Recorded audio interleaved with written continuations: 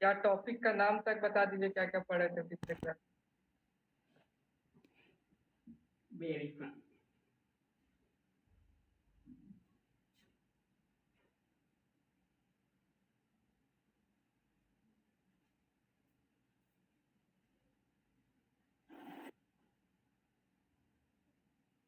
चलिए तो फिर स्टार्ट किया जाए। यस चलिए स्टार्ट करते हैं हम। अच्छा, पिछले क्लास में क्या क्या पढ़े थे? स्क्रीन दिख रहा है आप लोगों को? पहले ये बताइए, स्क्रीन दिख रहा है ना? Visual sir. ठीक। अच्छा, पिछले क्लास में कुछ पढ़े थे, कुछ भी टॉपिक का नाम तक पता हो क्या आप पढ़ रहे थे? देखिए हम लोग अभी कौन टॉपिक पढ़ रहे हैं? सेकेंड लॉ ऑफ थर्मोडायनेमिक्स पढ़ रहे हैं कि नहीं पढ़ रहे हैं?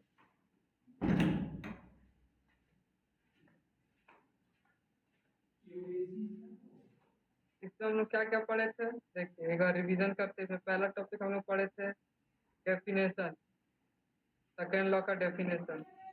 ठीक है, तो दो साइंटिस्ट का नाम आया था डेफिनेशन में जो डिफाइन किया हुआ है। कोई नाम बता सकता है दो आदमी का स्टेटमेंट कर, दो साइंटिस्ट का बताइए, किसी को याद हो?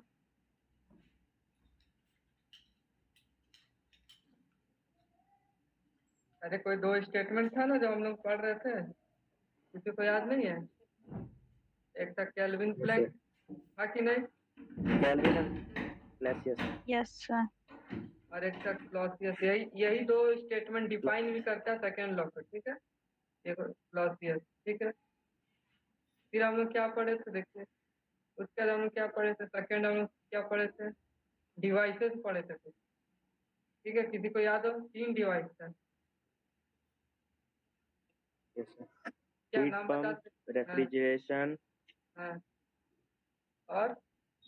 और एक था, पहला था हीट इंजन। ठीक है, फिर था रेफ्रिजरेटर, और तीसरा था हीट पंप। क्लियर है कि नहीं? Heat pump. इसका यस सर। इफिशियंसी निकालने पता था, हम लोग निकाले थे। इसका सीओपी निकाले थे, जिसको बोलते हैं इफिशियंसी। इसका भी सीओपी निकाले थे कि नहीं निकाले थे? Yes sir. अरे कुछ कुछ याद तो आ रहा होगा ना, जो जो हम बोल रहे हैं कि हाँ ये सब पढ़े हैं। ऐसा तो कुछ नया चीज नहीं कि नहीं पढ़े थे। ठीक है, यहाँ तक। देखिए आज हम लोग न्यूमेरिकल क्यों नहीं किए, क्योंकि देखिए न्यूमेरिकल हम पूरा आप लोग को फर्स्ट लॉ तक करवा दिए हैं। बाकी प्रैक्टिस करना है, तो आप लोग बुक में बहुत सारे क्वेश्चन है, उसको आप लोग को प्रैक्टिस करना होगा। मान लीजिए नहीं आ रहा, कुछ क्वेश्चन क्लियर नहीं हो रहा, तो हमको भेज दीजिए। मेरा व्हाट्सअप नंबर है, हम उसको क्लियर करेंगे, या तो नेक्स्ट क्लास में कर देंगे। यदि देखेंगे अच्छा क्वेश्चन है तो सबको जानना चाहिए। क्लियर है कि नहीं, हम क्या बोल रहे हैं? Clear sir. फर्स्ट लॉ तक हम न्यूमेरिकल कर दिए। ठीक है, अब हम लोग करेंगे सेकेंड लॉ का, मगर आगे थोड़ा सेकेंड लॉ पढ़ लेते हैं, उसके बाद फर्स्ट लॉ तक आप लोगों का थ्योरी प्लस न्यूमेरिकल दोनों क्लियर हो चुके हैं। ठीक है, तो न्यूमेरिकल बनाइए बुक से। ठीक है, अच्छा कोई बुक, देखिए बुक से बनाना है तो ये ले लीजिए आप लोग। कौन सा बुक है पता है? एक हम लोग कौन सा बुक डाले थे, आर के राजपूत एक बुक है ना, सर। ठीक है ना? तो इससे न्यूमेरिकल ट्राई करिए, नहीं तो कोई भी बुक से कर सकते हैं। हमें ये नहीं बोल रहे किसी से करना है, कोई भी बुक जो थर्मोडायनेमिक्स का आप लोग को अच्छा लगे। बहुत सारे बुक है, जैसे सेंजल हो गया, पीके नाग हो गया। ठीक है, कोई भी बुक से करिए। कुछ समझ में नहीं आता तो यहाँ पे डिस्कशन हो जाएगा, या फिर हमको पर्सनली आप लोग व्हाट्सअप कर दीजिए, तो उसका सॉल्यूशन हम आपको बता देंगे। क्लियर है? चलिए, फिर तीसरा, पिछला क्लास हम लोग कुछ पढ़े थे, किसी को याद है? लॉसियस इनइक्वालिटी, याद है? लास्ट लास्ट में कुछ पढ़ रहे थे हम लोग ये चीज, ये टॉपिक याद है कि नहीं? ये वाला चीज पढ़े थे कि नहीं, ये बताइए। ये टॉपिक आप लोग सुने हैं कि नहीं पिछले क्लास में? बस इतना बता दीजिए। Yes sir.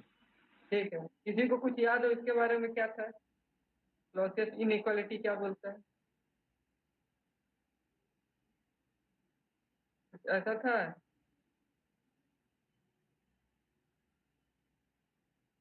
ये वाला चीज देखे थे आप लोग, क्या था? Yes sir. Cyclic cyclic integration, या फिर समेशन भी लिख सकते हैं। D q by t should be less than equal to zero. ठीक है, इसका मतलब कि ये किस लिए आता था? जब मल्टीपल क्या होता था, कोई बता सकता है? रिजर्वायर। मल्टीपल रिजर्वायर होता था। हम लोग ये सब तो heat engine, refrigeration, heat pump, इसमें क्या था, 2 ही रिजर्वायर पढ़ते थे दो ना। रिजर्वायर। ठीक है, इसमें भी 2 रिजर्वायर, इसमें भी 2 रिजर्वायर। मगर जो मान लीजिए मल्टीपल रिजर्वायर आ जाए तो क्या होगा? ठीक है, क्योंकि ऐसा तो नहीं है कि आप हीट का सोर्स तो बहुत जगह से आ सकता है। देखिए आप इसी को हम थोड़ा सा आगे बढ़ते, देखिए मल्टीपल रिजर्वायर का देखिए क्या एग्जाम्पल हो सकता है। ठीक है, मान लीजिए ये 3 है। ठीक है, तीनों सोर्स है। ठीक है, इसको मान लीजिए सोर्स 1। सोर्स तो पता होगा, सोर्स किसको बोलते हैं, सिंक किसको बोलते हैं, ये तो क्लियर है। Yes sir. ठीक है, ठीक है, इसका मान Yes, लीजिए sir. मान लीजिए कि इसका टेम्परेचर हम ऐसे ले रहे 300 केल्विन है, इसका टेम्परेचर 400 केल्विन है, इसका 600 केल्विन है। ठीक है, तो मान लीजिए एक हीट इंजन है मेरे पास, क्या है, अरे मान लीजिए कि सिंक भी है, सिंक, इसको मान लेते हैं सिंक 1। 2 ही सिंक है, कोई दिक्कत नहीं, इससे ज़्यादा भी हो सकता है, ऐसा नहीं कि हम 2 लिख रहे हैं या 3 लिख रहे हैं तो इतना ही है, इनफाइनाइट हो सकता है। ठीक है, देखिए इनफाइनाइट कर दिए। ठीक है, तो क्या होगा देखिए, ये इससे भी हीट ले सकता है कि नहीं, इससे भी हीट ले सकता है कि नहीं, ले सकता है कि नहीं, ये तो Yes, Yes, सोर्स sir. है, सोर्स तो हीट देता है, इससे भी हीट ले सकता है, इससे भी, और सिंक है, या तो इसको भी दे सकता है या तो इसको भी दे सकता है या दोनों को दे सकता है, कोई दिक्कत नहीं। ठीक है, ये हीट इंजन है तो इसका मेन फंक्शन क्या होता है, वर्क देना होता है कि नहीं, इंजन से क्या आउटपुट मिलता है, वर्क। वर्क। ठीक है, तो वर्क देगा। ठीक है, मान लीजिए इसका टेम्परेचर मान लेते हैं 200 केल्विन है, इसका टेम्परेचर 100 केल्विन। ठीक है, मान लीजिए देखिए, ठीक है, इससे क्या हो रहा है, इससे Q1 हीट निकल रहा है, इससे Q2 हीट निकल रहा है, इससे Q3, और इससे Q4 सिंक में जा रहा है, इसमें Q5 सिंक में जा रहा है। क्लियर हो रहा है कि नहीं ये सब चीज, क्या हम लिख रहे हैं? Yes sir. चलिए, इतना क्लियर है। तो देखिए, जो क्लॉसियस इनइक्वालिटी ये बोलता है कि हम यदि सब सोर्स और सिंक को ऐड कर दें, ठीक है, तो उसका क्या होगा, less than equal to zero होगा, EQ/T less than equal to zero होगा। ठीक है, ये तो ठीक है, तो हम यूज कैसे करेंगे? ठीक है, तो मान लीजिए हम पहला सोर्स को देख रहे हैं, ये मेरा सिस्टम है, इंजन मेरा सिस्टम है कि नहीं, और सिस्टम में Yes, sir. हीट जा रहा है कि नहीं, तो क्या होगा, Q1 ये 300 लिख सकते हैं कि नहीं, इसको देखिए, Yes, sir. ये पहला सोर्स। फिर ये क्या करेंगे, देखिए दूसरा है, इसको क्या, इसमें भी तो हीट जा रहा है अंदर सिस्टम में, तो प्लस होगा, होगा कि नहीं, Yes. और इसका टेम्परेचर 400। सेम ऐसे Q3, इसमें टेम्परेचर कितना हो, कोई बता सकता है, Q3 डिवाइडेड बाई क्या 600. लिखेंगे? ठीक है, अब ये क्या देखिए, Six सिंक है, hundred. सिंक है, सिंक से क्या देखिए, यहाँ सिस्टम से बाहर निकल रहा है, नेगेटिव हो जाएगा सर। निगेटिव हो जाएगा, तो क्या लिखेंगे, देखिए minus Q4 Q4 by, by 200. ठीक है, Two और hundred. फिर minus Q5 by, Q5 by 100. ठीक है, ये क्या Hundred होगा, K. Less Less less than than equal to equal 0. To. ठीक है, ये क्लियर है कि नहीं, देखिए इक्वेशन।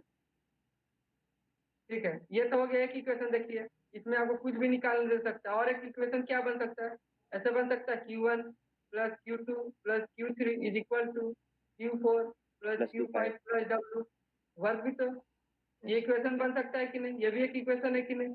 Yes, sir. ये जो हम लोग सिंपल जब हीट इंजन करते थे तो ऐसा लिखते थे ना, Q1 is equal to W plus Q2, Yes, sir.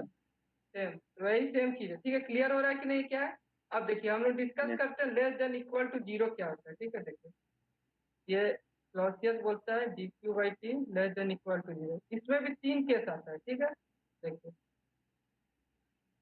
वैसे क्लॉसियस क्या बोला, लेस देन, वैसे तो 2 कंडीशन आना चाहिए, मगर हम चलिए 3 कंडीशन हम बताएंगे। एक क्या हो सकता है, DQ/T इक्वल टू जीरो हो सकता है कि नहीं, less than equal to zero तो इक्वल टू जीरो हो सकता है कि नहीं। एक ठीक है, लेस देन हो सकता है, ग्रेटर देन हो। एक, अरे देखिए ये ग्रेटर देन तो हो नहीं सकता है। ठीक है, देखिए ये क्लॉसियस के अकॉर्डिंग ये तो नहीं ना हो सकता थर्ड केस, ये तो बोल रहा less than equal to condition zero sir. है।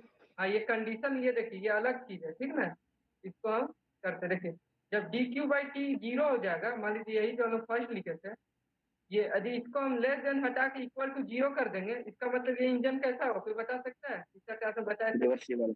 रिवर्सिबल। ठीक है, यदि ये ऐसे जीरो हो जाएगा तो इसको लिख देंगे रिवर्सिबल इंजन। ठीक है, क्लियर हो रहा है कि नहीं, क्या क्या चीज हो रहा है, रिवर्सिबल Yes. साइकिल। ठीक है, अब यदि less than equal to zero हो जाएगा तो वही Irreversible. इरिवर्सिबल। ठीक है, इसको इरिवर्सिबल साइकिल या इंजन लिख सकते कोई भी। ठीक है, जब ग्रेटर देन इक्वल हो जाएगा, जबकि तो हो ही Impossible नहीं sir. पाएगा, ये इम्पॉसिबल। देखिए क्लॉसियस बोला कि less than equal to zero हो सकता है या फिर इक्वल टू जीरो हो सकता है, मगर मान लीजिए ऐसा कभी आप हो गया, इसका मतलब इम्पॉसिबल। इम्पॉसिबल का मतलब ऐसा कोई डिवाइस बन ही नहीं सकता जो ऐसा करे। जो जब मान लीजिए मेरे पास ऐसे कोई हीट इंजन है मान लेते हैं, ठीक है, सिंक है,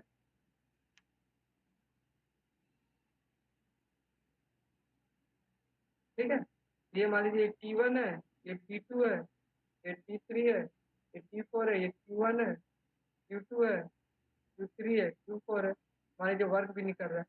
यदि ऐसा कभी हो जाए, मान लीजिए Q1/T1 plus Q2/T2 minus Q3/T3 minus Q4/T4 greater than 0 हो जाए, तो हम लोग क्या बोलेंगे, ये डिवाइस हो ही नहीं सकता, ये डिवाइस बन ही नहीं सकता, ठीक है। इसका मतलब ये हुआ, ऐसा डिवाइस हम बना ही नहीं सकते। मान लीजिए हम ऐसा कोई डिवाइस बनाए और ऐसा केस बन रहा है, ठीक है, जहाँ ग्रेटर देन इक्वल टू 0 हो जाए, इम्पॉसिबल है, ऐसा डिवाइस नहीं बन सकता। क्लियर है कि नहीं ये चीज? Yes sir. ठीक है, क्लियर। चलिए तब अब देखिए आज हम लोग का नेक्स्ट टॉपिक है। देखिए उससे पहले हम लोग क्या करेंगे, थोड़ा सा सिलेबस देख लेते हैं कि हम लोग किए क्या क्या अभी तक, ये भी तो देखना बहुत जरूरी है। देखिए सेकेंड लॉ अभी हम लोग पढ़ रहे हैं, सेकेंड लॉ पढ़े कि नहीं, सेकेंड लॉ पढ़ रहे हैं। थर्मल एनर्जी रिजर्वायर के बारे में पढ़े कि नहीं, हाँ या ना में बस बोलते रहिए। क्या यस होता है सर। रिजर्वायर? रिजर्वायर में दो चीज है, सिंक और सोर्स और सिंक है, ठीक है। फिर देखिए heat energy engine energy conversion, ये पढ़े कि नहीं? हीट इंजन एनर्जी कन्वर्जन पढ़े कि नहीं? देखिए हीट एनर्जी एनर्जी कन्वर्जन क्या होता है, सेम चीज है। देखिए दोनों पढ़े, मान लीजिए हीट इंजन है, एनर्जी कंजर्वेशन क्या हुआ, क्यू से डब्ल्यू मिल रहा है कि नहीं, एनर्जी कंजर्व हो रहा है कि नहीं, मतलब चेंज हो रहा है कि नहीं, समझ रहे हैं कि नहीं? देखिए टॉपिक का मतलब यस ये सर। है कि एनर्जी कन्वर्जन, ठीक है, एनर्जी कन्वर्जन क्या हुआ, देखिए Q1 से W मिला और फिर क्या हुआ Q2, एनर्जी कन्वर्जन क्या होगा, Q1 equal to W plus Q2 लिख सकते हैं कि नहीं, एनर्जी कंजर्व है कि नहीं। देखिए तो इतना एनर्जी मेरे पास Q1 था, फॉर्म तो चेंज हो गया मगर टोटल एनर्जी तो सेम रहा कि नहीं, इनपुट और आउटपुट में। Q1 हम इनपुट दिए और आउटपुट हमको दो चीज मिला है, ये दोनों का सम इनपुट के इक्वल होगा, ये एनर्जी कन्वर्जन है, ठीक है। क्लियर है कि नहीं अलग चीज? चलिए फिर ये पढ़े कि नहीं केल्विन और क्लॉसियस का स्टेटमेंट। Yes sir. फिर कार्नोट साइकिल पढ़े कि नहीं? देखिए ये अभी हम लोग ने पढ़े, कार्नोट थ्योरम ये अभी हम लोग अभी ये दो टॉपिक पढ़ेंगे। अच्छा ये थर्मोडायनेमिक टेम्परेचर स्केल हम लोग पढ़ा थे कि नहीं, कि क्यू को हम लोग क्या लिखते हैं, डायरेक्टली प्रोपोर्शनल टू टी नहीं लिखते थे, जब फॉर्मूला आता था तो उसको टी के टर्म में रिप्रेजेंट करते थे कि नहीं, यस सर। करते थे। फिर देखिए कार्नोट हीट इंजन पढ़े कि नहीं, जब टी के टर्म में हम लोग इसको रिप्रेजेंट करते थे तो इंजन क्या हो जाता था, कार्नोट इंजन बोले थे। फिर देखिए इफिशियंसी निकाले कि नहीं रेफ्रिजरेटर का, हीट इंजन का, फिर कार्नोट रेफ्रिजरेटर पढ़े, फिर हीट पंप पढ़े, उसका सीओपी पढ़े, क्लॉसियस इनइक्वालिटी पढ़े, यहाँ तक पढ़ लिए कि नहीं। देखिए आज हम लोग को पढ़ना है कार्नोट साइकिल और कार्नोट थ्योरम, ठीक है। चलिए इसको थोड़ा सा देख लेते, थ्योरी है शायद पूछ ले, ठीक है। देखिए कार्नोट पहले पढ़ते हैं, कार्नोट साइकिल, ठीक है। देखिए कार्नोट साइकिल को क्या बोलते हैं, देखिए आइडियल साइकिल क्यों बोलते हैं, देखिए हम लोग क्या पढ़े थे अभी, हम लोग जब क्या Carnot heat engine, Carnot refrigerator और कार्नोट हीट पंप पढ़े, वो सब आइडियल साइकिल है कि नहीं। इसलिए उसको हम लोग क्या करते थे, क्यू को टेम्परेचर के टर्म पे रिप्रेजेंट करते थे कि नहीं करते थे। जब कार्नोट इंजन लिखते थे तो क्यू को सबको टेम्परेचर में कर देते थे, करते हाँ, तो ये क्यों करते थे, क्योंकि वो सब रिवर्सिबल साइकिल या फिर आइडियल साइकिल है, ठीक ना। उसी साइकिल को हम लोग कार्नोट पढ़ते हैं, ठीक है। तो देखिए कार्नोट साइकिल हम लोग पढ़ते हैं, हम लोग कार्नोट का हीट पंप, हीट इंजन और हीट रेफ्रिजरेशन पढ़ चुके हैं कार्नोट का। अब हम लोग देखते हैं कि कार्नोट को दिमाग कैसे है, ठीक है। देखिए कार्नोट साइकिल कौन दिया था, साइंटिस्ट का नाम है फ्रेडी कार्नोट, कब दिया था, इन 1824 में, ठीक है। ये कुछ नहीं बोला, ये बोला कि देखिए मान लेते हैं कि ऐसा डिवाइस हम बनाते हैं, ठीक है। मान लीजिए एक सिलेंडर है,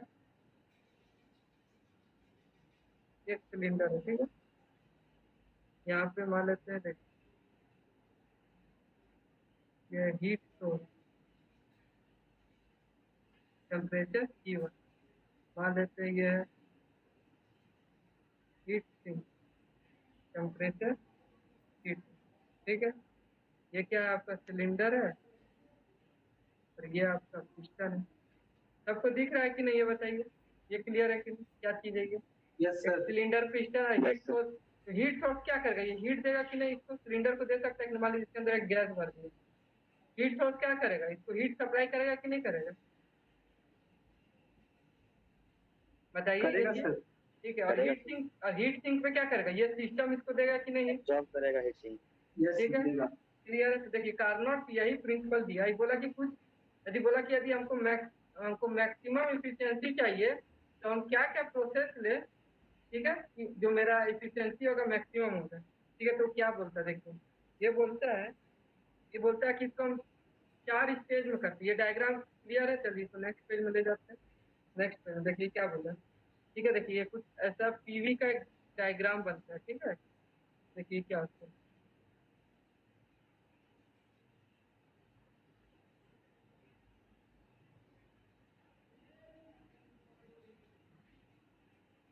ये पी है इधर, तो इस एक्सिस में वी है, ठीक है। देखिए ये बोला कि यदि हम ऐसा प्रोसेस बनाए, देखिए आइसोथर्मल एक्सपेंशन, आइसोथर्मल कोई बता सकता है क्या होता है,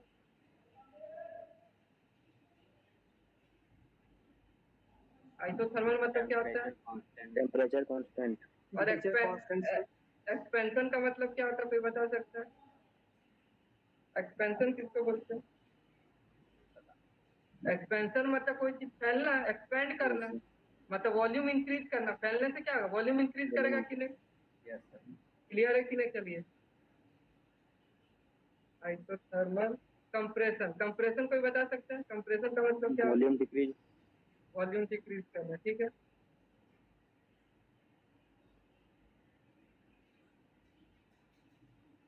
एडियाबैटिक कंप्रेशन, देखिए ये बोला ना, कार्नोट ये बोलता है कि देखिए हम एक ऐसा साइकिल बना है जो मैक्सिमम मतलब जो मैक्सिमम इफिशियंसी है, ठीक है।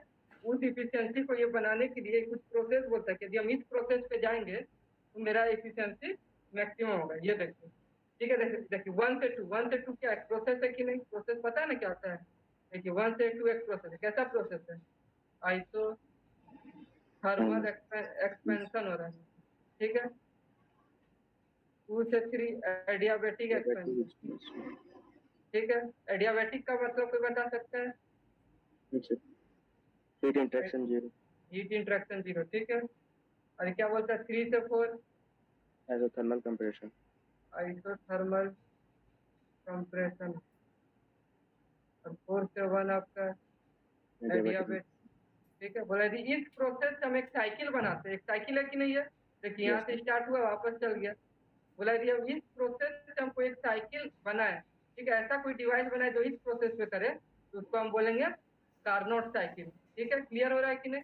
इसमें क्या होगा, देखिए मैक्सिमम इफिशियंसी देता, कैसे देता वो देखते, देखिए आइसोथर्मल एक्सपेंशन का मतलब क्या है, देखिए ये डायग्राम देखिए 1 से 2 आइसोथर्मल एक्सपेंशन, क्या हुआ, मान लीजिए पहले पिस्टन यहाँ पे, ठीक है, मान लेते हैं यहाँ पे क्या हुआ, यहाँ से हीट गया T1 को हीट दिया, मान लीजिए Q दिया, ठीक है, मान लीजिए Q1 हीट इसको मिला, ये क्या किया, एक्सपेंड किया। पहला प्रोसेस क्या है, आइसोथर्मल एक्सपेंशन। मान लीजिए यहाँ पे था फर्स्ट, यहाँ पे इस पॉइंट पे 2 में आ गया कि नहीं, इस ग्राफ से देखेंगे तो देखिए इस 2 पॉइंट पे आ जाएगा कि नहीं, आइसोथर्मल एक्सपेंशन होने के बाद एक्सपेंड किया 1 से 2, ठीक है, 1 से 2 एक्सपेंड किया, मगर कौन सा प्रोसेस है, आइसोथर्मल।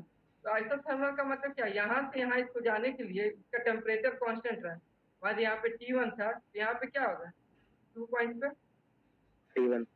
T1 ही होगा, क्लियर है कि नहीं, ठीक है। अब देखिए सेकंड क्या बोलता है कि 2 से 3 हम एडियाबैटिक एक्सपेंशन करें, और ये एक देखिए, और एक चीज में क्या देखने का, देखिए यहाँ पे मान लीजिए यहाँ पे कोई V1 है, वॉल्यूम 1, यहाँ पे V2 है, यहाँ पे V3 है, ये बताइए V2 माइनस V1 ज्यादा बड़ा है कि V3 माइनस V2, कोई देख के डायग्राम पे कोई एनालिसिस कर सकता है, एनालिसिस, V2 माइनस V1 बड़ा होगा डिफरेंस कि V3 माइनस V2,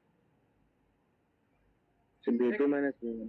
हाँ ये बड़ा होगा, ठीक है। Yes, sir. क्लियर समझ आ रहा है ना, देखिए ग्राफ से भी लग रहा है, देखिए ये इस पॉइंट से लेके इस पॉइंट इतना एक्सपेंड किया, मगर ये इतना ही एक्सपेंड किया, तो change in volume V3 minus V2 कम होगा, ठीक है। क्लियर, अब देखिए इसलिए क्या होगा, देखिए अब क्या होगा, अब यहाँ से फिर थोड़ा सा एक्सपेंड करेगा, मगर इस बार एक्सपेंशन क्या होगा, थोड़ा सा कम होगा, ये थर्ड पॉइंट पे जाएगा, मान लीजिए अभी इतना था पहला एक्सपेंशन, अभी कम हो गया, ठीक है। तो इसमें जब किया, ये आइसोथर्मल किया, आइसोथर्मल मतलब यहाँ से यहाँ तक का टेम्परेचर सेम था।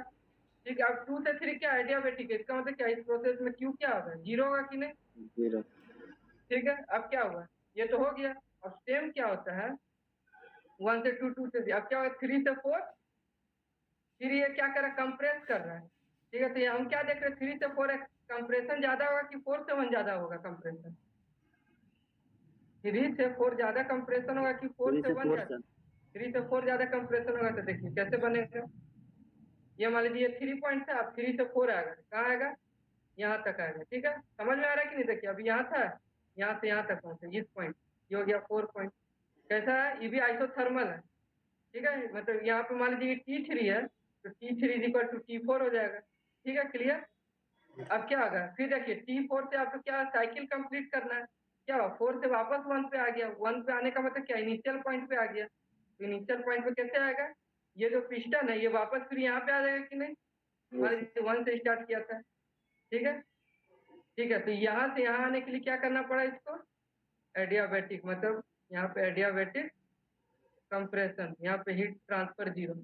ये देखिए ये कुछ बड़ा चीज नहीं, इसको आप लोगों को याद रखना है कि देखिए कार्नोट क्या बोला था, यदि हमको मैक्सिमाइज करना है कोई भी एक साइकिल तो हम ऐसा प्रोसेस बनाएंगे, ठीक है, जिसमें मेरा एफिशिएंसी मैक्सिमाइज होगा। कैसा प्रोसेस, कि आइसोथर्मल एक्सपेंशन हो, एडियाबेटिक एक्सपेंशन हो, आइसोथर्मल कंप्रेशन और एडियाबेटिक कंप्रेशन। क्लियर है कि नहीं, क्या बोला कार्नोट, कैसे बोला वो, क्या क्या चीज बोला आपने उसमें, क्लियर है कि नहीं, बताइए क्लियर है कि अरे नहीं। एक बार ब्रीफ में बताइए ना Yes, प्रोसेस. अच्छा ब्रीफ में देखते हैं, कार्नोट देखिए क्या क्या ना, कार्नोट सीधा बोला कि हम कुछ क्या हुआ कि कोई भी चीज को क्या था, हम लोग एनालिसिस जब भी करते हैं तो एक कोई हम लोग क्या करते हैं, रेफरेंस मानते हैं कि नहीं, कोई चीज को नहीं होता कि हाँ ये एक रेफरेंस होगा, यदि इससे कोई अच्छा हुआ तो बोलेंगे हाँ इसका एफिशिएंसी बढ़िया है, यदि इस रेफरेंस से कोई डाउन जा रहा मतलब उसका एफिशिएंसी कम हुआ कि नहीं। yes. एक रेफरेंस लेते, मान लीजिए कोई एक रेफरेंस वैल्यू है, ठीक है, मान लेते हम लोग अपने, मान लीजिए अपने आप लोग कोई भी या फिर कोई साइंटिस्ट है, मान लीजिए हम लोग आइंस्टीन को अपना रेफरेंस मान लिए। ठीक है, हम लोग क्या सोचेंगे, यदि जिसका दिमाग आइंस्टीन के इक्वल इक्विवेलेंट हो रहा है तो बोलेंगे हाँ उसका एफिशिएंसी मैक्सिमम है कि नहीं। समझ में आ रहा है कि नहीं क्या बोल रहे हैं। Yes. जो जो एकदम गधा है, मतलब जो आइंस्टाइन से एकदम उल्टा अपोजिट है उसका, जिसको कुछ नहीं आता, तो क्या बोलेंगे उसका एफिशिएंसी खराब है। क्लियर है कि नहीं। वैसे कार्नोट क्या किया, एक सेकंड, वैसे कार्नोट बोले क्या किया, कार्नोट बोला कि हम ऐसा साइकिल बना देते हैं कि एक ये रेफरेंस साइकिल हो, मतलब यदि कोई कोई इसको इसी टाइप का साइकिल यदि कोई बना पाए तो क्या होगा, उसका मैक्सिमम इफिशिएंसी होगा। क्लियर हो रहा है कि नहीं, कार्नोट बोला क्या, Yes, sir. तो क्या बोला कि देखिए ऐसा साइकिल बनाते हैं, ठीक है, कैसा, ऐसा, ऐसा, ठीक है।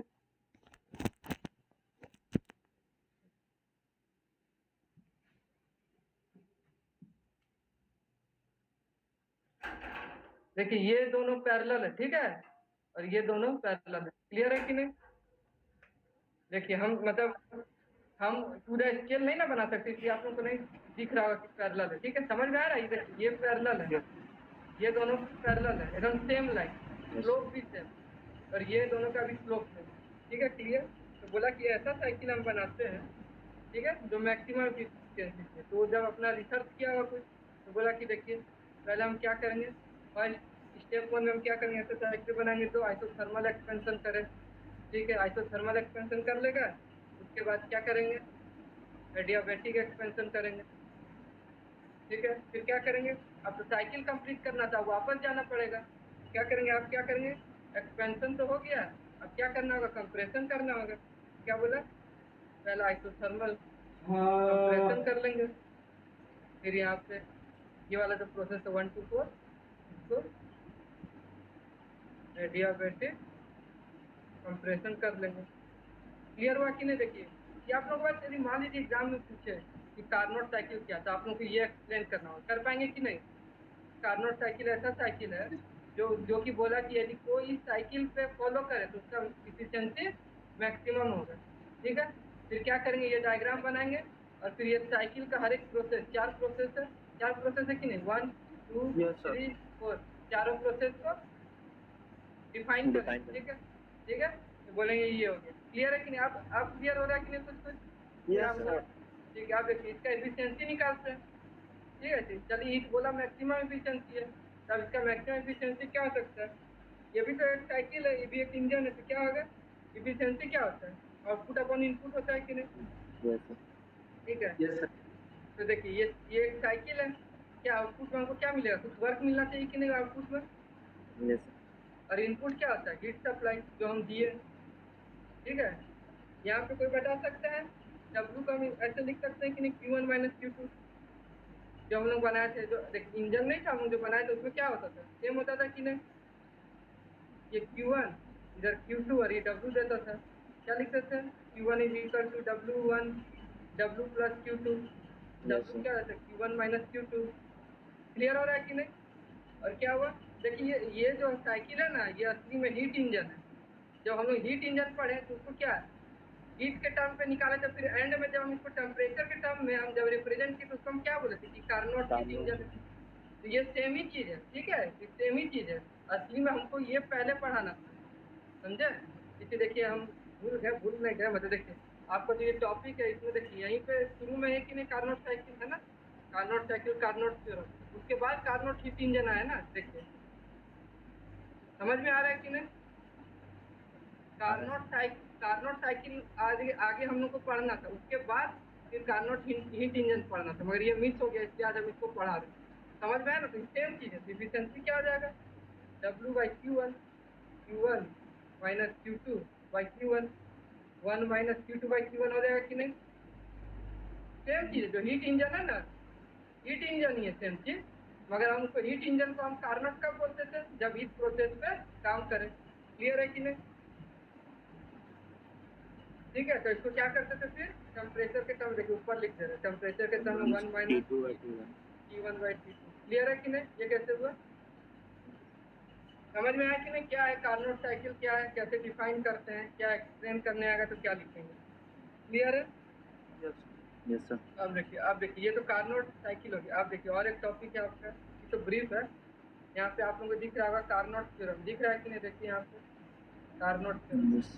देखिए कार्नोट ने एक थ्योरम दिया। कार्नोट थ्योरम क्या है? कुछ नहीं, एक लाइन का है, बस ये आप लोगों को आएगा एग्जाम में लिखने तो आ जाएगा, बोलेगा define Carnot.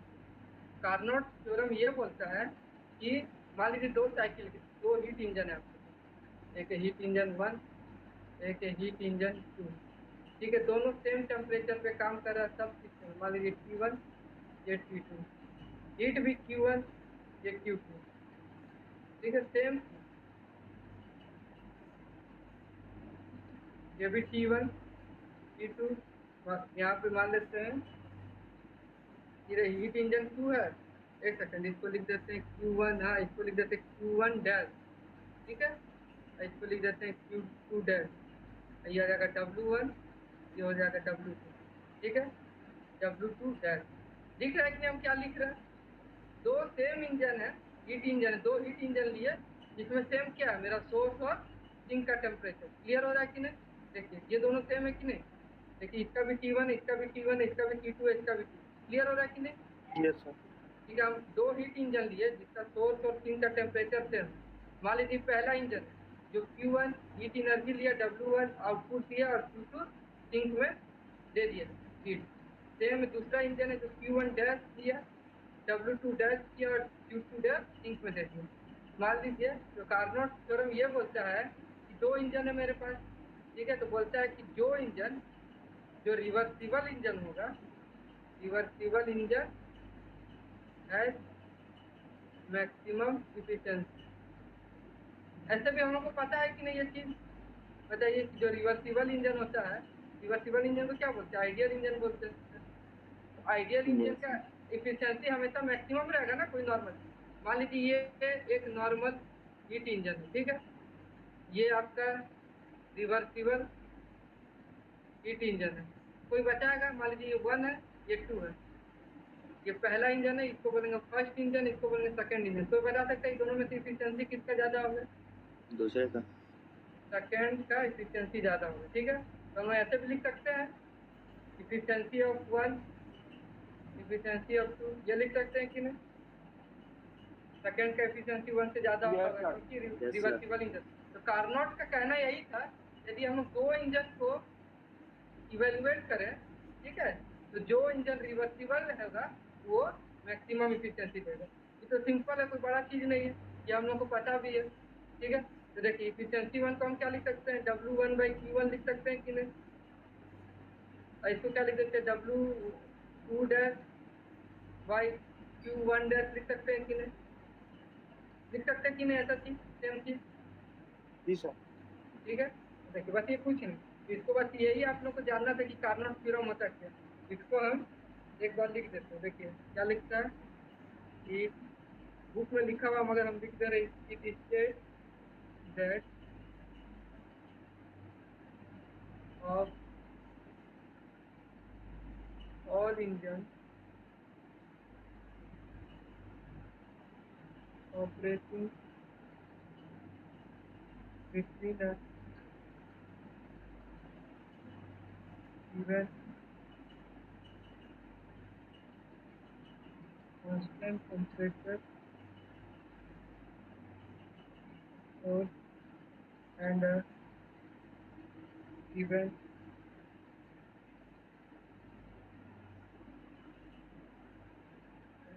temperature thing, none has a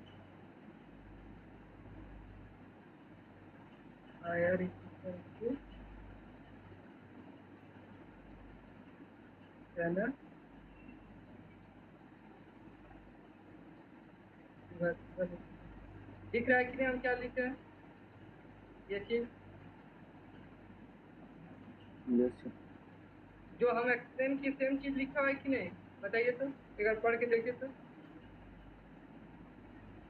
हम क्या बोले थे, it state that of all the engine operating between given constant temperature source and the given constant temperature थी, none has a higher efficiency than a reversible thing.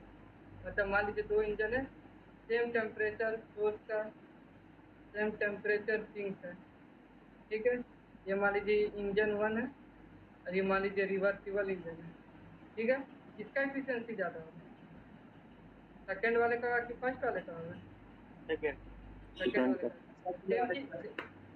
Same चीज ये explain कर रहा है कि नहीं, डेफिनेशन बता रहा है कि नहीं, यस सर। डेफिनेशन वाइज चीजें क्लियर है कि नहीं। तो आप लोग एग्जाम में पूछने आ जाएगा कि कार्नोट थ्योरम एक्सप्लेन करो, लिख पाइएगा कि नहीं क्या होता है, फिर ये डायग्राम बना दीजिएगा। ठीक है ना, ये डायग्राम बना के हो जाएगा। अच्छा कोई बताए तो, चलिए अभी तक से हुआ, कोई बताए तो कार्नोट थ्योरम का कोई डिफाइन कर सकता है क्या, हम बोले कोई एक भी, अभी जो हम डिफाइन किए क्या, हम क्या एक्सप्लेन किए, कोई सर एक्सप्लेन करें। रिवर्सल इंजन का एफिशिएंसी ज़्यादा होता सर अगर सेम टेम्परेचर होता हम दो सिस्टम का।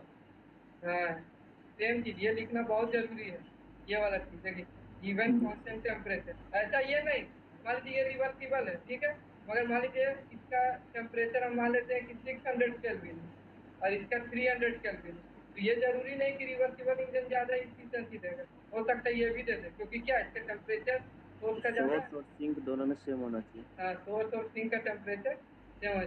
क्लियर हुआ कि नहीं, क्या क्या चीज है इसे, क्लियर है ना यहाँ तक।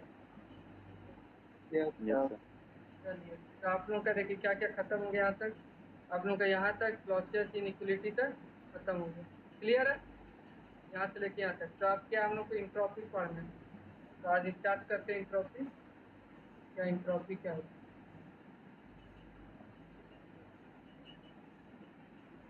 इंट्रोपी नया टॉपिक है, ठीक है। इंट्रोपी, इंट्रोपी क्या होता है, किसी को पता, ऐसे तो पता होगा नहीं। ठीक है, चलिए देखते इंट्रोपी क्या होता है। सिंपल लैंग्वेज में बोले तो it is degree of randomness. ठीक है, it is degree of randomness. ठीक है, बोल रहा है कि कोई एक सिस्टम, मान लीजिए कोई एक मेरा सिस्टम है ऐसा कुछ, ठीक है, और इसके अंदर एयर है, तो एयर में कुछ मोशन होता है कि नहीं, होता है कि नहीं, बताइए। ठीक है, तो इंट्रोपी बोलता है कि डिग्री ऑफ रैंडमनेस, तो क्या ये जो मोशन ही रैंडम है कि नहीं, ऐसा तो नहीं कि कोई एक फिक्स डायरेक्शन में ही जाएगा, हो सकता है कोई एयर मॉलिक्यूल ऐसे जा रहा हो, कोई ऐसे जा रहा हो, कोई ऐसे जा रहा हो, कोई ऊपर जा रहा हो। ठीक है, तो देखिए इंट्रोपी क्या बोलता है, it is degree of randomness. ठीक है, ये कैलकुलेट क्या करता है कि इस सिस्टम में कितना रैंडमनेस है। ठीक है, कितना उथल पुथल, रैंडमनेस को हम लोग क्या बोलते हैं, हिंदी में बोला जाए तो उथल पुथल। इस सिस्टम में कितना उथल पुथल। अच्छा, कोई बता सकता है इंट्रोपी हम लोग उथल मतलब रैंडमनेस क्यों हम लोग मेजर करना चाहते हैं? देखिए, रैंडमनेस मेजर करने का क्यों हम लोग को जरूरत पड़ा। मान लीजिए कि आपका सिस्टम, ठीक है, वो एकदम शांत पड़ा हुआ, मतलब एकदम पूछ रहे हैं, मतलब मान लीजिए इसका टेम्परेचर T1 है, एटमॉस्फेयर का टेम्परेचर T1 है, तो इक्विलिब्रियम में आ जाएगा कि नहीं? इसको क्या बोलेंगे, इक्विलिब्रियम में बोलेंगे कि नहीं बोलेंगे? Yes sir. जब कोई सिस्टम इक्विलिब्रियम में आ जाएगा, इसका मतलब क्या है, इसके अंदर का जो रैंडमनेस है वो कम हो जाएगा कि नहीं हो जाएगा? क्योंकि क्या हुआ है, सिस्टम तो आ गया आपका इक्विलिब्रियम में। समझ में आ रहा है कि नहीं? मान लीजिए इनिशियल स्टेट यहाँ पे इसका मान लेते हैं कि यहाँ पे था 45 डिग्री सेल्सियस, ठीक है, कोई सिस्टम है, और बाहर में एटमॉस्फेयर 30 डिग्री सेल्सियस। शुरू में ज़्यादा रैंडमनेस होगा कि जब ये दोनों 30 डिग्री सेल्सियस और 30 डिग्री सेल्सियस दोनों इक्वल हो जाए तब होगा। कोई बता सकता है? शुरू में सर। शुरू में शुरू में ज़्यादा होगा। ज़्यादा रैंडमनेस होगा क्योंकि क्या है, इसका टेम्परेचर ज़्यादा है। तो इंट्रोपी देखिए, तो रैंडमनेस हम लोग मेजर करके हम लोग को ये पता चलेगा कि सिस्टम इक्विलिब्रियम में आया कि नहीं। पता कर सकते हैं कि नहीं? यदि रैंडमनेस कम हो गया तो हम लोग क्या बोलेंगे कि हाँ, सिस्टम इक्विलिब्रियम की तरफ बढ़ रहा है। क्लियर है कि नहीं क्या हम बोल रहे हैं? यस। चलिए, तो यही चीज़ फिर हम लोग स्टडी करते हैं कि कैसे हम लोग करते हैं, क्या होता है क्या होता है। ठीक है, चलिए, कुछ नहीं इसमें, देखिए थोड़ा न्यूमेरिकल है तो थोड़ा सा देखते हैं।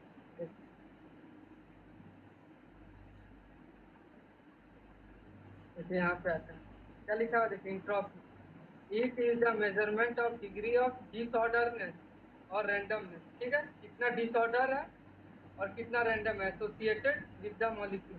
क्लियर है कि नहीं? डेफिनेशन क्या हुआ इंट्रोपी का? क्या मेजर कर रहा है, डिसऑर्डरनेस या रैंडमनेस मेजर कर रहा है, किसका, मॉलिक्यूल का, सिस्टम का। क्लियर है कि नहीं? देखिए, इसका कुछ प्रिंसिपल होगा। देखिए क्या बोलता है, इंट्रोपी का प्रिंसिपल क्या है? According to this principle the entropy change of the universe can never have negative value. ये एक प्रिंसिपल है। ठीक है, इसका मतलब क्या हुआ, ये जब इंट्रोपी चेंज कर रहे हैं तो यूनिवर्स का कभी भी नेगेटिव वैल्यू नहीं आ सकता। ठीक है, इसका मतलब क्या होता है, मान लीजिए ये मेरा सिस्टम है, ये मेरा सराउंडिंग है। ये सब तो क्लियर है कि सिस्टम क्या होता है, सराउंडिंग क्या होता है। क्लियर है कि नहीं सबको? यस ये सर। सिस्टम हुआ, सराउंडिंग हुआ। और जब हम सिस्टम और सराउंडिंग दोनों को ले लें तो क्या होता है, कोई बता सकता है? सिस्टम, हाँ, system plus surrounding is equal to universe. ठीक है, मतलब ये दोनों को जब हम ऐड करेंगे तो ये पूरे सिस्टम, हम पूरे ही दोनों को मिला के क्या बोलेंगे, ये यूनिवर्स है। ठीक है, तो क्या बोलता है, मान लीजिए कि जब कोई एक्सपेरिमेंट हम स्टार्ट करें तो उस समय 1 वैल्यू था, मान लीजिए स्टेट 1 था, जब कुछ हुआ ये फाइनल हो गया 2, सेकेंड आ गया, मान लीजिए कुछ ऐसा प्रोसेस हुआ 1 से 2। ठीक है, मान लेते हैं सिस्टम के अंदर कोई ऐसा प्रोसेस हुआ जिससे 1 से 2 हमको जाना पड़ा। ये इंट्रोपी प्रिंसिपल ये बोलता है कि S2, ठीक है, देखिए यूनिवर्स मतलब इंट्रोपी का हम लोग एस एस लिखते हैं। ठीक है, कहीं लिख लीजिए आप लोग, इंट्रोपी को हम लोग कैसे डिनोट करते हैं, एस से, स्मॉल एस। ठीक है, समझ में आ रहा है? एस का मतलब क्या हुआ, इंट्रोपी। बोल रहा है कि entropy initial minus entropy final minus universe का ले रहे हैं, सिस्टम और सराउंडिंग का नहीं, दोनों।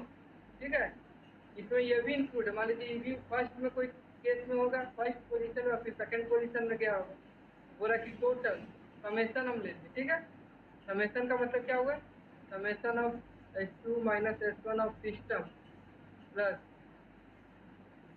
समेशन का मतलब ये हुआ कि S2 minus S1 of system plus S2 minus S1 of surrounding. ये क्या आ जाएगा, S2 minus S1 of universe. होगा कि नहीं? क्लियर हुआ कि ये इक्वेशन क्या है, समेशन का मतलब क्या होगा, बोला कि ये हम दोनों को जब सम करेंगे सिस्टम सराउंडिंग का, यूनिवर्स का जो चेंज होगा इंट्रोपी का कभी भी नेगेटिव नहीं हो सकता। नेगेटिव का मतलब क्या है, less than equal, less than zero नहीं हो सकता। नेगेटिव का मतलब यही ना होगा, जब जीरो से नीचे जाएगा तो नेगेटिव हो जाएगा। तो बोल रहा है कि यूनिवर्स का कभी भी चेंज इन इंट्रोपी कभी भी नेगेटिव नहीं हो सकता। ठीक है, ये होता है आपका इंट्रोपी प्रिंसिपल। चलिए, ये देखिए ये थोड़ा टफ टॉपिक है। ठीक है, क्योंकि ये मैकेनिकल वाले लोगों को भी समझ में नहीं आता है, तो थोड़ा टफ टॉपिक है। ठीक सर है, कोई एग्जांपल सर? ये एग्जांपल देखिए, एग्जांपल है सब रियल सिचुएशन। देखिए मान लीजिए आपके पास ये आइस है, ठीक है, इसका टेम्परेचर मान लेते हैं हम -2 डिग्री सेल्सियस, ठीक है। यहाँ एटमॉस्फेयर है, इसका टेम्परेचर मान लेते हैं 30 डिग्री सेल्सियस, ठीक है। क्या होगा, जितना कम, ये आपको लग रहा है कि टेम्परेचर, जब किसी का टेम्परेचर कम रहता है तो उसमें क्या होगा, रैंडमनेस ज़्यादा होगा कि कम होगा, कोई बोल सकता है अंदर का कम मॉलिक्यूल होगा सर। कम होगा, क्योंकि टेम्परेचर से क्या होगा, जितना टेम्परेचर कम होते जाएगा तो मॉलिक्यूल का क्या होगा, इंटरमॉलिक्यूलर गैप कम टाइटली होते पैक्ड जाएगा, होता है। टाइटली पैक्ड होते जाता है। क्लियर है कि नहीं? Yes sir. ठीक है। और एक एटमॉस्फेयर ज़्यादा टेम्परेचर में, यदि इससे देखा जाए तो टेम्परेचर एटमॉस्फेयर का ज़्यादा, तो इसका रैंडमनेस ज़्यादा होगा, यस होगा कि नहीं होगा? चलिए, क्या हुआ, अभी क्या करेगा, ये हीट रिलीज करेगा कि नहीं, बताइए। आइस है और इसे 30 डिग्री सेल्सियस है, तो हीट रिलीज करेगा कि नहीं? हमने जिसको बाहर में रख दिया एटमॉस्फेयर में, तो आइस से हीट करेगा सर। रिलीज करेगा, तो क्या इसका टेम्परेचर बढ़ना चाहिए कि नहीं? क्या चीज, हीट, हाँ, हीट गेन Yes, sir. करेगा, ठीक है। सॉरी हीट गेन करेगा, ठीक है। हीट गेन करेगा तो इसका टेम्परेचर बढ़ेगा कि नहीं? इसका टेम्परेचर बढ़ेगा कि नहीं, तो बता सकते, बढ़ेगा, वो। ठीक है, पिघलेगा, ठीक है। मान लेते हैं कि एक छोटा सा रूम एटमॉस्फेयर, तो चलिए एटमॉस्फेयर को तो हम लोग क्या बोलते हैं, इनफाइनाइट हीट रिजर्वॉयर, ठीक है। तो क्या इसका टेम्परेचर कभी चेंज नहीं होता, मगर मान लेते हैं क्या होगा कि ये टेम्परेचर इसका बढ़ेगा, तो क्या एटमॉस्फेयर का घटना चाहिए कि नहीं घटना चाहिए, क्योंकि तो हीट दे रहा है। समझ में आ रहा है कि नहीं? यदि ये एटमॉस्फेयर इसको हीट देगा, इसका टेम्परेचर तो बढ़ेगा, मगर इसका टेम्परेचर क्या घटना चाहिए कि नहीं घटना चाहिए?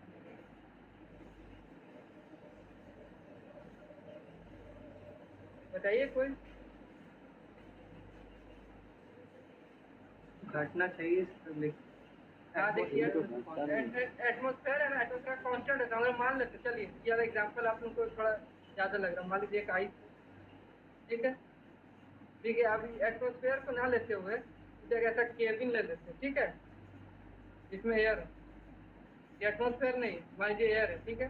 मान लीजिए कि ऑक्सीजन ही है या फिर कोई भी है, या एटमॉस्फेयर ही एयर मान लीजिए, इसका टेम्परेचर 30 डिग्री सेल्सियस है, इसको बाहर से इन्वायरमेंट से कोई रिलेशन नहीं है, ठीक है।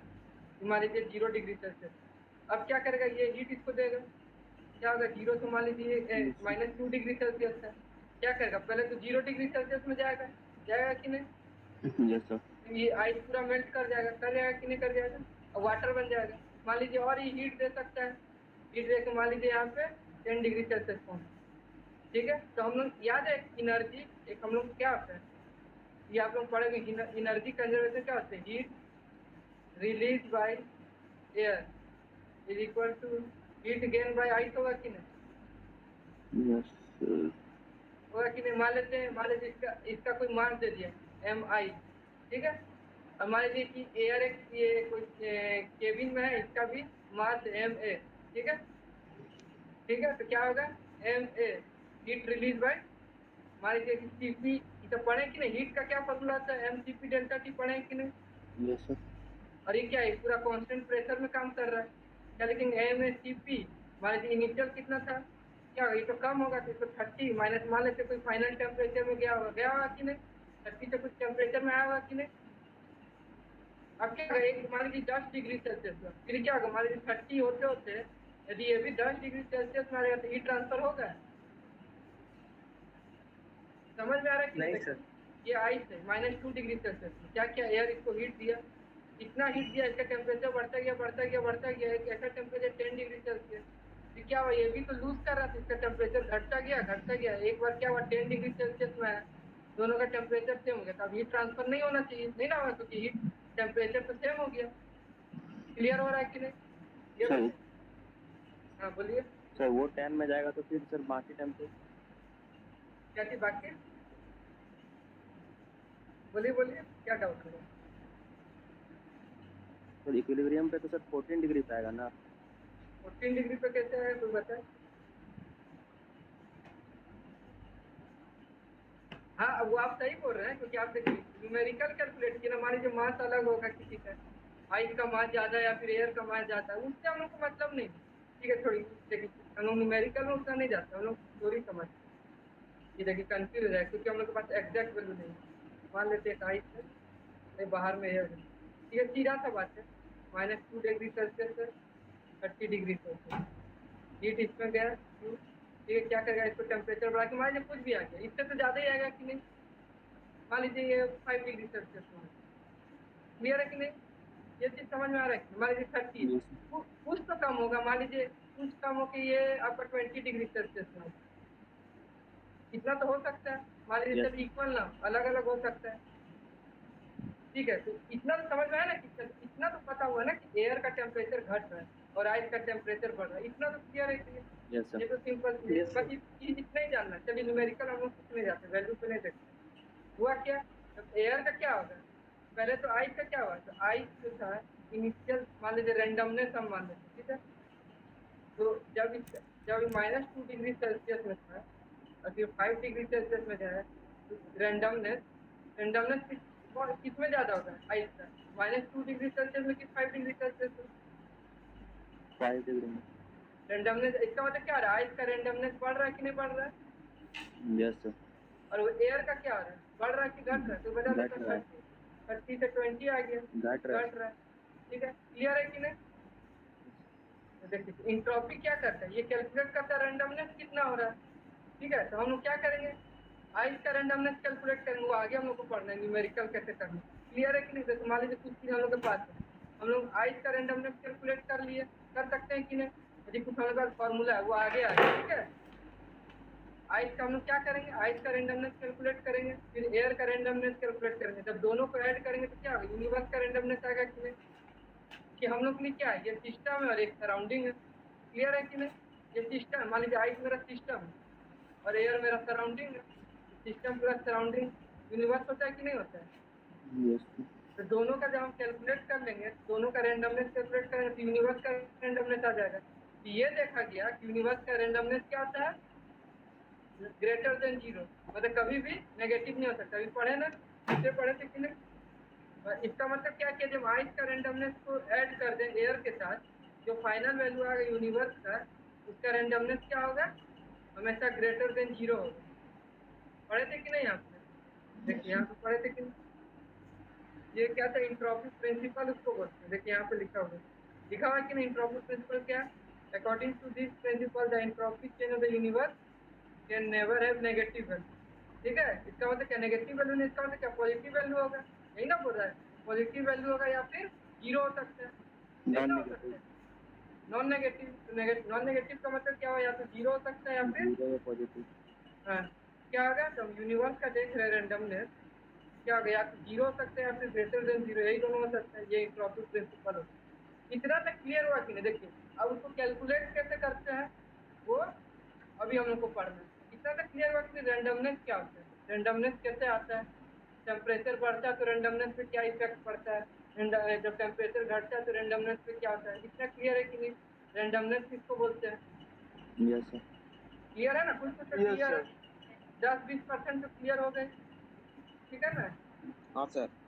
चलिए तो अब देखिए, अब हम लोग को क्या करना है, कैलकुलेट करना होगा। कैलकुलेट करना होगा कि नहीं, तो सेम चीज जैसे हम लोग क्या पढ़े थे, देखिए हम लोग जब फर्स्ट लॉ पढ़े, फर्स्ट लॉ हम लोग क्या क्या पढ़े थे। देखिए एक हम लोग के पास क्लोज सिस्टम था कि नहीं था कि नहीं था, पढ़े थे कि नहीं। एक ओपन सिस्टम था कि नहीं था, पढ़े थे कि नहीं था। Yes, sir. ओपन सिस्टम का कोई फॉर्मूला ये हम लोग पढ़े थे, स्टेडी फ्लो जिसको बोलते हैं, पढ़े थे कि नहीं। Yes, sir. Open system steady flow लगता है, Yes, sir. इसमें ऐसा ऐसा कोई फॉर्मूला आता था कि नहीं, बुला रहे हैं, याद है कि नहीं कुछ भी, ऐसा Plus ऐसा forward फॉर्मूला आता 2 plus GZ1 plus 2 ऐसा ऐसा कुछ आता था ना, Yes, sir. ऐसा ऐसा कुछ आता था। देखिए फ्लो सिस्टम में क्या होता था, देखिए इसमें अलग अलग प्रोसेस होता था। मान लीजिए आइसोथर्मल ले लिए या फिर एडियाबेटिक ले लिए या फिर आपका कांस्टेंट प्रेशर ले लिए, वॉल्यूम कांस्टेंट ले लिए, पॉलीट्रॉपिक ले लिए। इसका फॉर्मूला किसी को याद है, ऐसा होता था कि नहीं होता था, ये वाला याद है कि नहीं। ये तो ये वाला फॉर्मूला कब लगता है, क्लोज सिस्टम में लगता है, ठीक है। और ये फॉर्मूला कब लगता है, ओपन सिस्टम में। ओपन सिस्टम में बहुत सारे डिवाइस पढ़े थे, क्या क्या, turbine, compressor, throttling, Condenser. Condenser, पढ़े थे कि नहीं। बहुत सारे डिवाइस ने पढ़े थे कि नहीं, नोजल, ये सब पढ़े थे कि नहीं। ये सब open Diffuser. System. Open system समझ में आता है ना, ओपन सिस्टम क्या होता है, देखिए मास जाएगा, एंट्री करेगा तो मास बाहर भी निकलेगा, ठीक है। क्लियर है कि नहीं? इसको ओपन सिस्टम होता है। क्लोज सिस्टम क्या है? मास बाहर नहीं जाता था, सिर्फ एनर्जी का इंटरेक्शन होता था कि नहीं? यस तो आप लोगों को आगे देखिए, जब भी क्वेश्चन रहता है आगे आप लोगों को समझना है कि क्लोज सिस्टम क्या है, ओपन सिस्टम क्या है। ऐसे क्या हुआ, चलिए तो ये समझ में आया ये फॉर्मूला किस में लगता है। क्लोज सिस्टम में अलग अलग, मान लीजिए DQ हम DW हम निकाल सकते हैं कि नहीं, हर एक फॉर्मूला का फॉर्मूला पता है कि नहीं, हर एक प्रोसेस का। आइसोथर्मल में P1 V1 ln P2/P1 इसका फॉर्मूला पता है कि नहीं, इसका हम लोग किए हैं कि नहीं। कांस्टेंट प्रेशर है तो इसमें क्या लिखते थे, P V2 - V1, याद है कि नहीं? इसमें तो जीरो हो जाता था, याद है कि नहीं? एडियाबेटिक का किसी को पता है? चलिए कोई बताए तो वर्क डन कितना था एडियाबेटिक को। दो प्रोसेस के बीच हमारे जो 1 2 है, याद है? ये वाला फॉर्मूला किसी को याद है? PI minus P2 V2 by gamma minus 1 gamma -1, ठीक है। और जब पॉलीट्रॉपिक रहता है n तो minus क्या 1 n -1। गामा एयर का कितना होता है, कोई बता सकता है? गामा 1.4 1.4। ये सब चीज एकदम याद होना चाहिए। क्लियर है ना क्या हम बोल रहे हैं? याद रखोगे तो सेम अब क्या करना होगा, इसके लिए भी हम लोग क्या करेंगे, देखिए जब इंट्रॉपी पढ़ेंगे हम लोग, अब इंट्रॉपी कैलकुलेट करना, इसमें भी क्या करेंगे, क्लोज सिस्टम पढ़ेंगे कि नहीं? सेम चीज है, देखिए हम लोग दो ही सिस्टम पढ़ना है, ओपन सिस्टम, ठीक है। ओपन सिस्टम में हम लोग कैलकुलेट करेंगे इंट्रॉपी क्या होगा, क्लोज सिस्टम में कैलकुलेट करेंगे इंट्रॉपी क्या होगा। क्लियर हो रहा है कि नहीं? देखिए हम लोग क्या क्या कैसे कैसे कर रहे हैं। फर्स्ट लॉ में भी सेम चीज हुआ कि नहीं? क्लोज सिस्टम के लिए कैलकुलेट किया, ओपन सिस्टम के लिए किया, ठीक है। आप क्या होगा, इंट्रॉपी हम लोग क्लोज सिस्टम के लिए भी निकालेंगे, ओपन सिस्टम के लिए निकालेंगे। कितना क्लियर हो रहा है कि नहीं? हम लोग करने क्या वाले हैं, ये Yes. चीज क्लियर हो रहा है कि नहीं? ठीक है, तो आज का क्लास यहाँ तक किया जाए। अब नेक्स्ट क्लास में क्या करेंगे, इसको कैलकुलेट करेंगे, ठीक है। हर चीज का वैल्यू निकालेंगे, इंट्रॉपी क्लोज सिस्टम में क्या फॉर्मूला होगा, ओपन सिस्टम में क्या होगा विद डेरिवेशन। क्लियर है कि नहीं? Clear sir. Yes. क्लास यहीं तक रखा जाए आज का ये वाला थर्मो का। Yes, sir. Yes sir. समझ में आता है ना कुछ कुछ? ऐसा तो नहीं कि हवा में जा रहा है।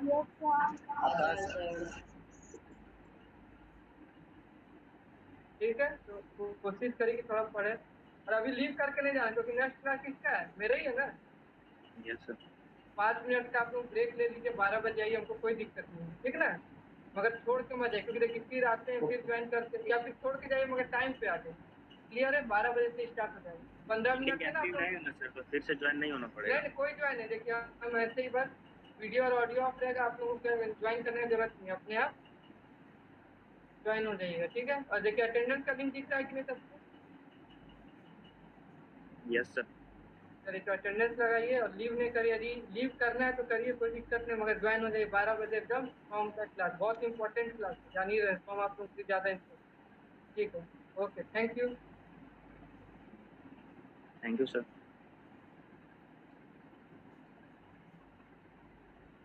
Thank you, sir.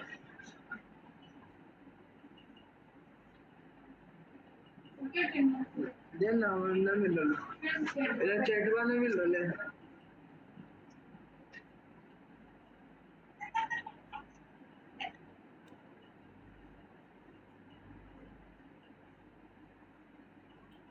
Thank you, sir.